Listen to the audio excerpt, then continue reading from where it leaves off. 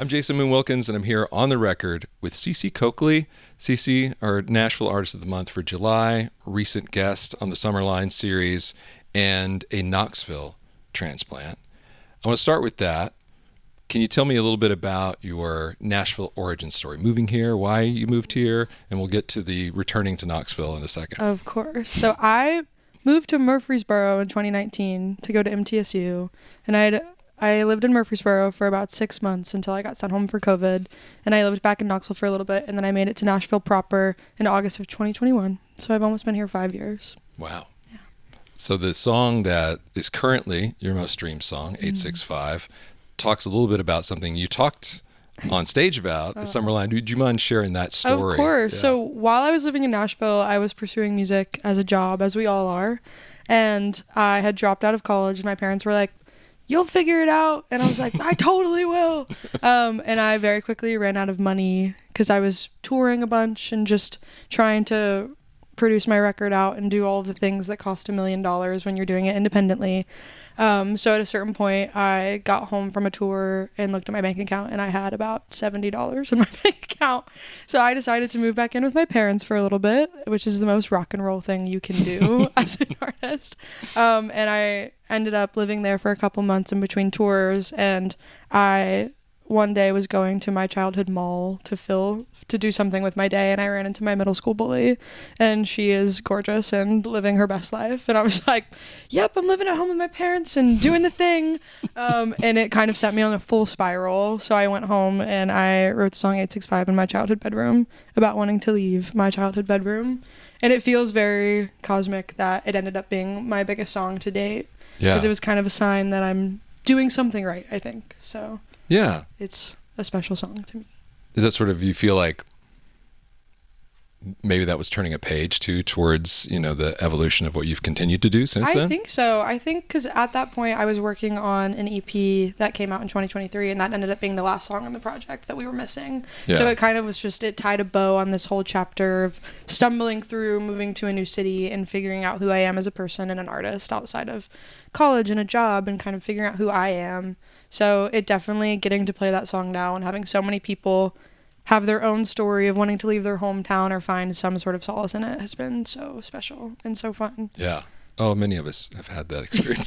I was like, thankfully no, I'm not the only person. Moving back in sophomore year of college, after being away too and having that freedom, oh man. Oh, it was tough. No fun. I love my parents, sure. Don't get me wrong. Yeah. But they were just like, and where are you going? And what are you doing? And I was like, I used to be an adult, like a month ago. Well, you've had a few EPs and singles and things that are out there, and obviously earlier this year, an excellent EP that we've been playing a lot, and we've very specifically been playing Caroline Again quite a bit. It has one of my favorite lines about journaling ever in a song. I would never thought I would have a favorite line about journaling, and yet here we are. Surprise. But I have wondered, who is calling from Caroline Again? Is that you calling? Someone calling in? Who is that's the one character in the song I don't know if I have my head wrapped around. Well, I'm happy to explain for you. Sure.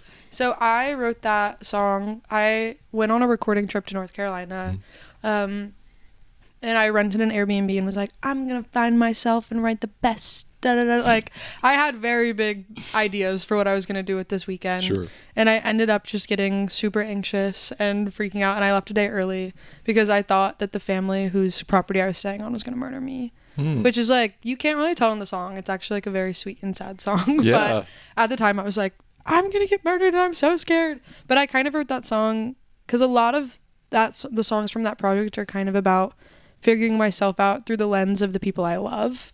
So I think a lot of the anxiety I felt while taking that trip and writing that song was about just, I'm alone and I need to figure out who I am, not in the lens of someone I care about or someone I'm falling in love with. So I think that song came from a place of, the chorus line of like, I don't remember the last time I was alone for a night. It was kind of just me reckoning with myself and doing all the things you do to try to find yourself, but all you can do is live your life and the rest figures itself out and you learn along the way. But I think I was very adamant on, I'm going to learn it just because I'm going to sit down and do it. And I thought it was going to be super easy. Yeah. And that ended up being the only song I wrote on that trip. And I did leave it early. So it was you. It was you. I'm the person. You're the person. No, I think there is that romantic ideal, the cabin in the woods and all that. Totally. People tell the Bon Iver story and everything. Right. And yet I know a whole lot of people had similar experiences as you, because it's a capacity, emotional capacity. Right. You, all of a sudden you're by yourself and all the stuff comes out. Yeah, it's like there's nobody to hide from. Yeah, like you can hide from yourself and all of the people you love and having a busy calendar and all of these things. Yeah. But I was finally like, I need a vacation. And then I was like, I hate this actually. No, it is much like 865. There's universal experience in that. Well, on stage at Summerline, you also mentioned working on a new record. What can you tell us about that? So this is my first ever full-length record that I've been recording, and it has been a very fun process. I think up until this point, through all of my EPs, I've kind of just written and decided, I'm like, all right, I'm done. I guess these 6 will go together. Sure, great. Mm-hmm. But this is the first time I've really sat intentionally down and created a universe in all of these songs and gotten to take my time into making a whole world out of these songs, and it's been so fun. I've been recording with my 2 friends in South Nashville, Colin Pastor and Jake Finch, and I'm the biggest fans of them. We've done a song of mine a couple years ago, so it's been really fun to just take time making stuff with people you love. And a lot of my other music I've made in LA and New York, so it's really fun to get to just be in my hometown and get to see my dog when I get home from the studio, and kind of it really is informing this chapter of my life, and it actually feels like a record of this year of my life, which has been so special to get to create that with so many of my friends here. But still working away at it. It's almost done. I was about to say, any indication of no pressure of doneness, releaseness, anything like that? Hopefully something by the end of the year. Okay. I can't promise anything. I'm no promises. So don't circle back on me. No. If nothing happens. But we'll send you an email. Yeah. How's it coming? Like, hey, so about that record you talked about. No, but I think this is the most fun I've had making music. So I think that's almost making me want to prolong the process, because I'm having so much fun with it, which I think is, I'm a very busy body rushed person. I love to like wrap up a thing, but it's been really fun to get to sit with these songs and watch them come to life as we've been building them out in the studio. So it's been so fun. Yeah. I've been asked to describe your music a couple of times, and I've avoided the A word, the Americana word, but I imagine, especially from outside, that you might have been, labeled as that at times or whatever, because, well, A, you're from Knoxville and you use the word ain't, and it sounds natural. Thank you. But I hear a song like Marionette that doesn't feel like very Americana to me. Is there a scene or a group of peers, or is there something where you feel like you fit in, versus a genre?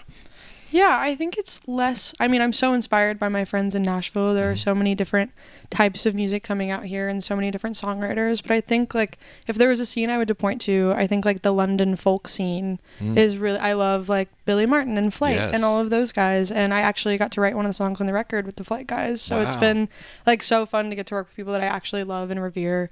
And as I said at the summer series, like I love Andy Schaaf and just storytellers. And I don't think it's really genre specific. I think it's just like being able to capture a story in a moment and make you feel something. And that can happen whether it's a fully produced out pop song or a rock song. Like, I don't know. I think there are so many people like Julia Jacqueline, Andy Schaaf, like the Haim sisters. Like, I think there are so many different things I'm pulling from. And even like growing up listening to country, and my family is like only listened to yacht rock growing up. So I feel like it's like I sent my playlist to y'all and it was like my Jimmy Buffett and Glenn Campbell. And it's just like, I think I wish I could pinpoint it, but like it is the Americana, indie, all of it. It's just like a big pot of stew of all of those things. Oh, I think that's a lot of people now. Genre doesn't mean as much, right? Especially post-streaming everything. Totally. But I'm glad you brought up the playlist, because I did have a playlist question. I noticed this interesting delineation. It was, except for Radiohead being the outlier, it was all relatively modern stuff, like you said, Andy Schaaf or Sam Fender or Courtney Marie Andrews or whatever. And then there was the classic stuff. I love to see Roger Miller on there and Candy Staton. Totally. When you think about some of those artists, is what has drawn you to them the most? Has it been, production from the era? Is it sounds? Is it songwriting style? All the above? It's all of it. I think something that really brought me a lot of comfort when listening to those old records. Like, I'm the biggest Roger Miller fan and Glenn Campbell. Like, I think I've done a deep dive on Roger Miller over the past year while writing this record, and there was a piece in knowing I could listen to an album and almost every song sounds the same. I think there's such a thing these days where everybody's like, I have to be different and I have to be fresh, which is so true. Constantly evolve and be different, if that is your truth. But I think I found a lot of peace in being like, if you can write a good song, keep writing a good song. Whether they sound similar, they're coming from the same person, and that is always going to have some sort of similarity. But I love all of those just old records where you can put it on and it feels like a continuous body of work that was made by the same person. You know what I mean? Yeah. Well, we can start our Roger Miller Preservation Society too. Please. It's so good. Like watching 60s YouTube of Roger Miller, I could spend a whole day doing that. Oh my It's gosh. ridiculous. My roommates are sick of me. Like that's my like, I'm cleaning the house, just like full Bluetooth speaker going crazy, shaking the walls. I can see that, but also I'm in it. Well, last question, and I think this is my first hair question I've ever asked anyone ever. Okay, normally, who cares? But your image out there, if you do a Google image search for you, I mean, it is long hair. Down to the butt. I mean, it's not to be crass. Crystal Gale. I mean, it's like, you know, Totally. right? It's like old school. And so it's such an image thing that, like, when I saw you most recently, I was like, okay, is this like an artistic decision? You're like, is so this she's like bald now? What's happening?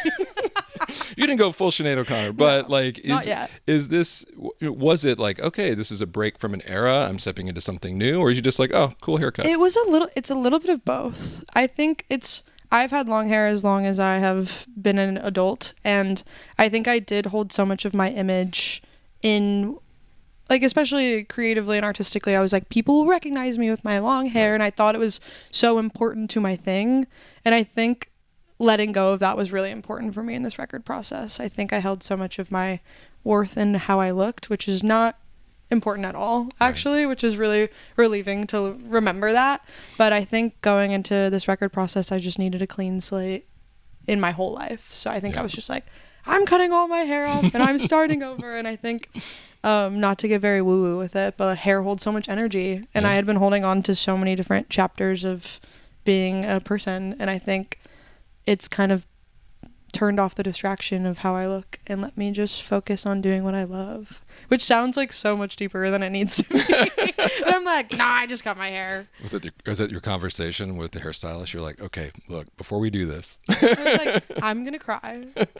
Well, then it's like so many of my friends, after they saw me, they were like, I don't even remember what you looked like. And I was like, so you like, it wasn't, not everybody didn't really like my long pretty hair. Like, I was like, they're like, no, this is the thing. And I was like, oh, so I really did just like waste all that time brushing my hair for like 3 hours for no one to remember. But it's a fun new era.